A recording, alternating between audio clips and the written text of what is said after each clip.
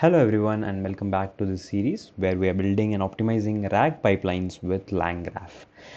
There are already some videos in this playlist, so I would encourage you to check them out first. With that, let's dive into today's video. Now, in the previous video, we discussed about optimizing our queries, and we'll do the same, but with a different technique, and this is called as HyDE. This stands for Hypothetical Document Embedding. Now, before diving into this, I wanted to quickly recap what we discussed in the previous two videos because this is a natural extension of what we discussed earlier.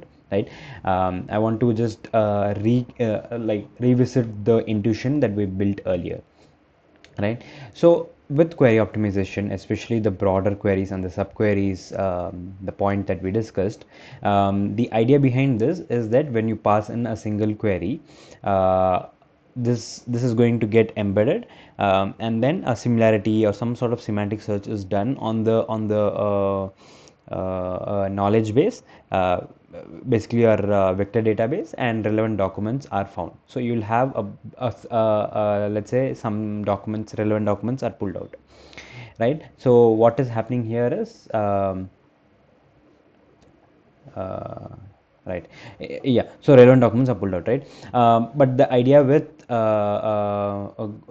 using a broader queries is that sometimes these are very concise and they might not help us retrieve the right set of documents.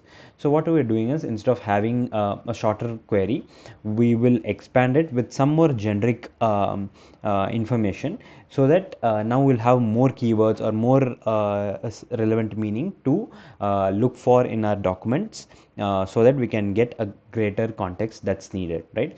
And now with this context, you can go back to the initial user query and then look for the right answer, right? So what is essentially happening is, you have your query, right, and then you have your huge database, right, or the huge vector store, and what we're essentially trying to do here is to build this gap, right?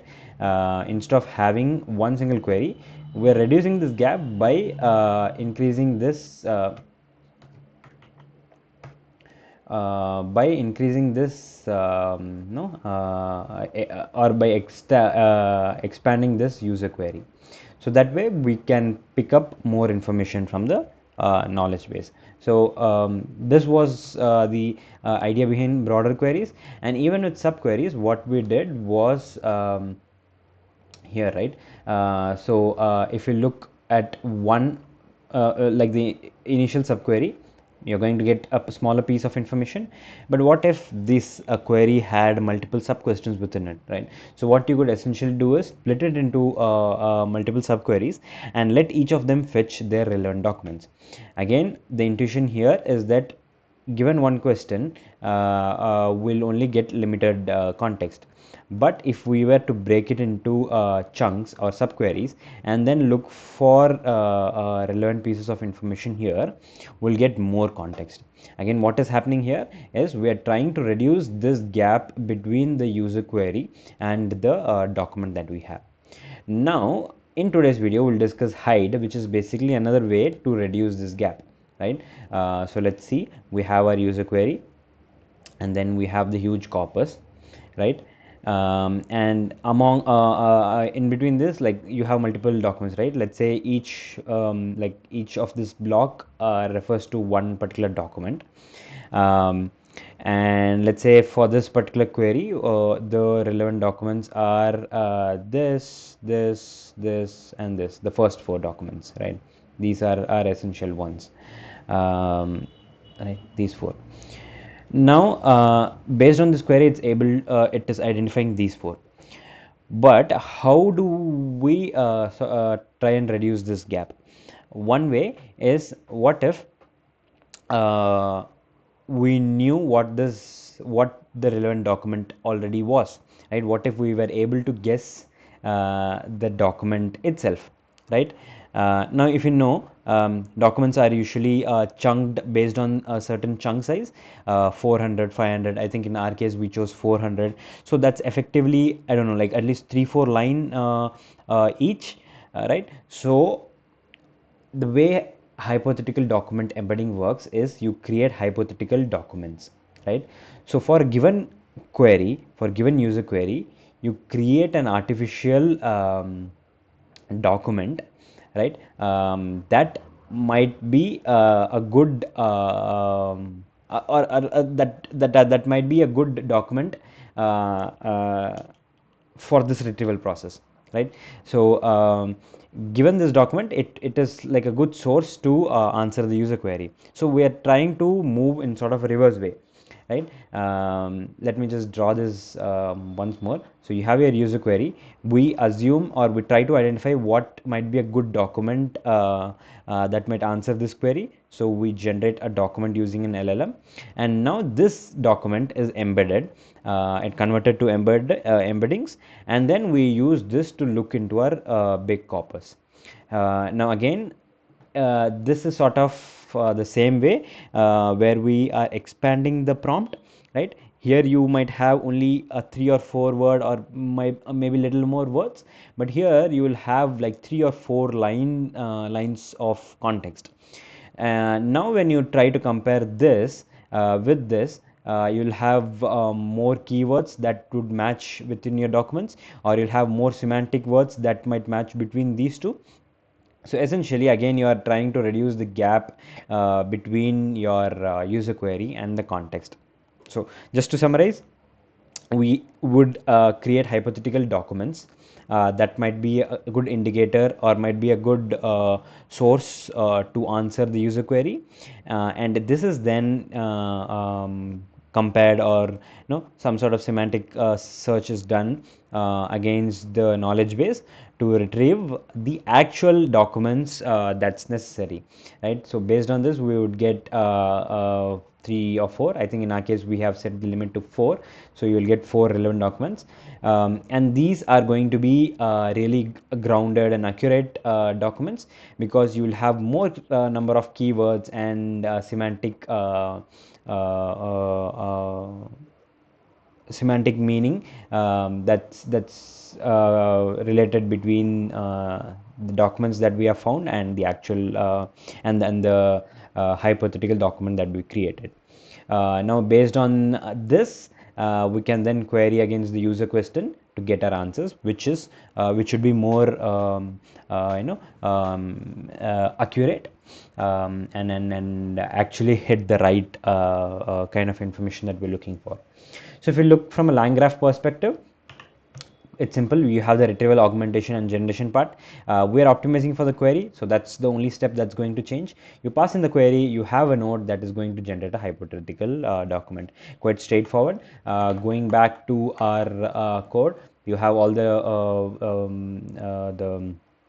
what do you call the libraries, load the environment variables, load the documents from our RAG embeddings, set the LLM, the state variables. So you have the initial query, you have the hypothetical document, which is a string again. You also taken a chunk size. I'll show this shortly, and then you have the documents, the context, which is the combination of all the documents, augmented query, and the answer. Prompt, the first prompt is for the RAG generation, which is same as the ones we have used previously. The second prompt is what the HyDE prompt is. So here what we are saying is you are a part of a retrieval augmented generation system. Your task is to generate a hypothetical document that would likely exist in the knowledge base and directly answer the user's question. The document will be embedded and used for semantic retrieval. Requirements: the document must directly answer the question. It must be detailed, technical, and written like documentation. I think in my testing it just became too technical, so I'm going to remove this. It should not mention that it is hypothetical.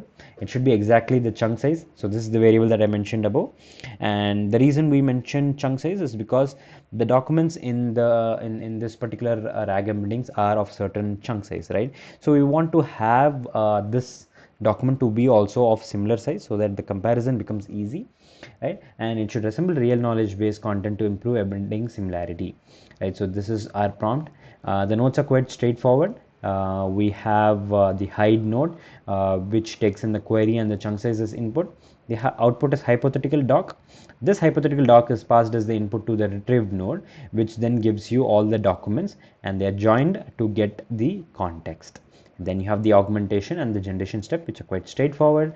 4 nodes definition, and all of them are in a sequential way.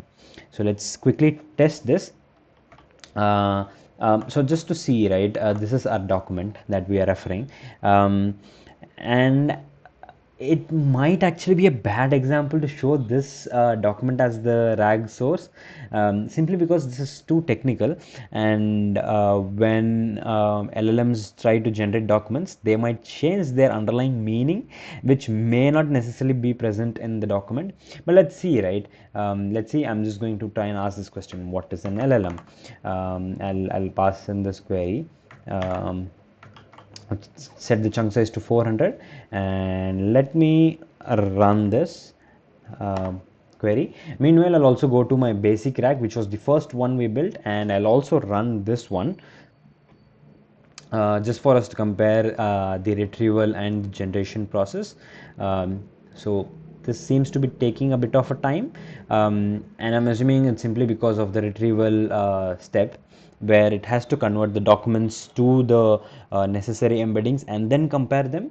But yeah, nonetheless, let's also run this basic RAG, and while it is running, let's go back to Langsmith, and see what kind of answer, or like the intermediate steps we have got. So it has taken a fair bit of time, close to 10 seconds, for the optimized version that we built.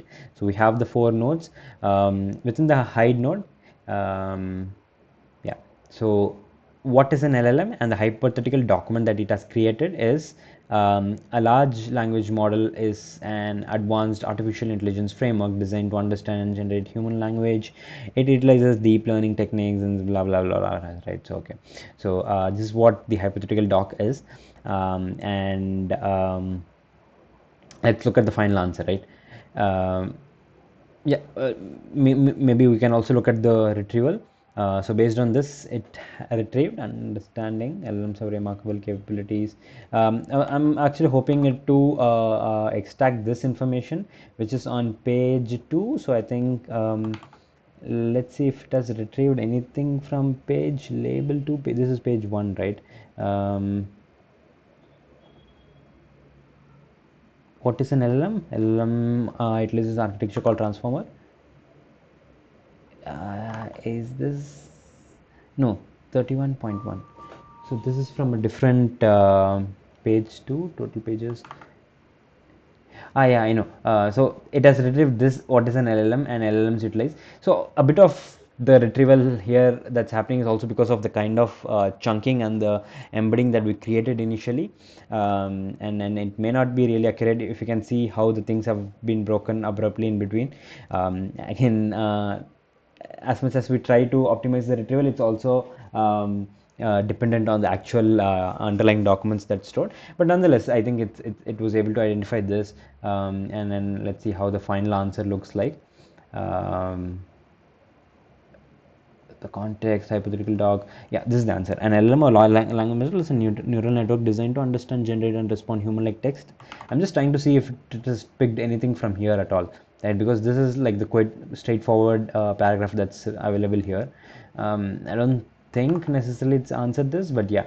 And like I said, right, what is an LLM straight away would have given you the necessary answer, but in this case, because we chose the hide, this is what is going to go into the model and compare. So it's going to look for some keywords, like large language model, and so, but it might have deviated a bit from our actual questioning, which is okay, which is actually a kind of a drawback in documents and in use cases like this. But let's see how the other one worked.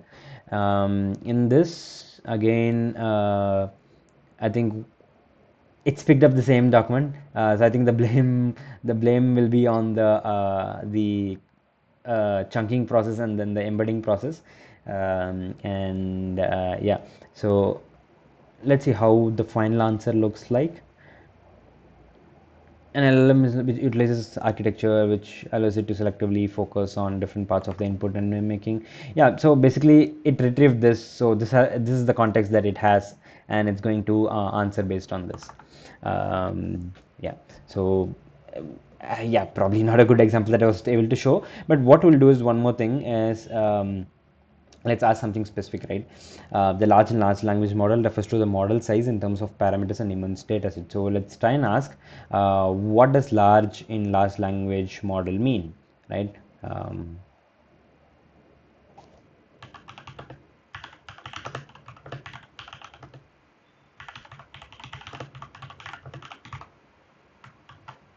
and let's, oops, I just need the query.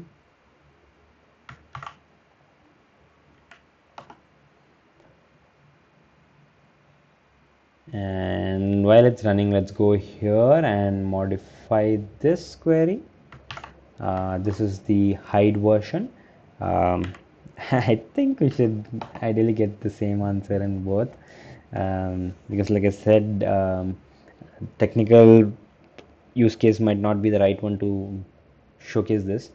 Um, yeah, and I don't think we need to go there. The large language refers to both the model size in terms of parameters, and so basically we have got the right answer in both. But I think it would be a nice experiment or exercise to see how the retrieval have actually happened. Um, so in the first case, the user's question directly went in, and the retrieval has to be the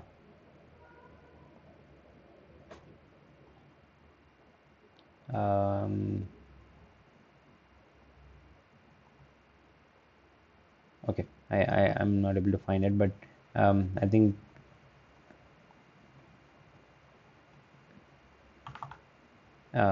this is from page 2, right? Um, page 0.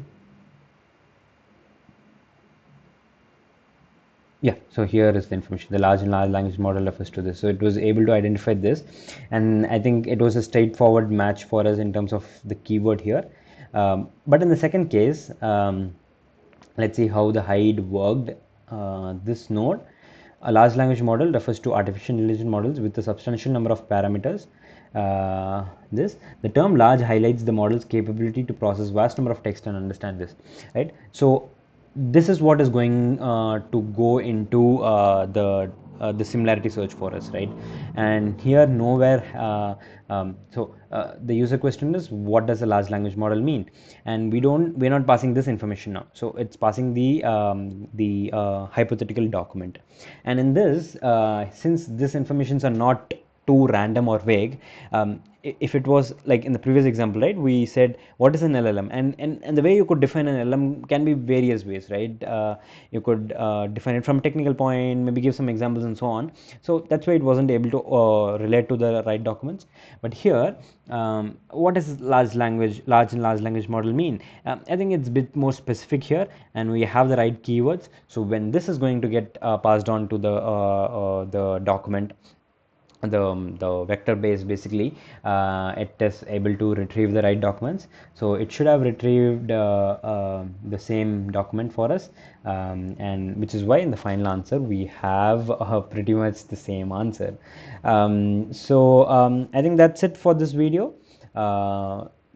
This was just another way how we could optimize query optimization, optimize query optimization. But yeah, I think in the next video there's another method called hype, and that's hypothetical prompt embedding, a similar way to reduce the gap between your user query and the available context.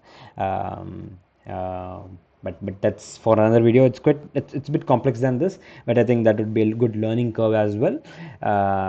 But yeah, I hope this series has been helpful so far. If you have any questions, do reach out to me on LinkedIn or leave a comment below, and I'll be happy to respond to them. Until then, see you. Thank you.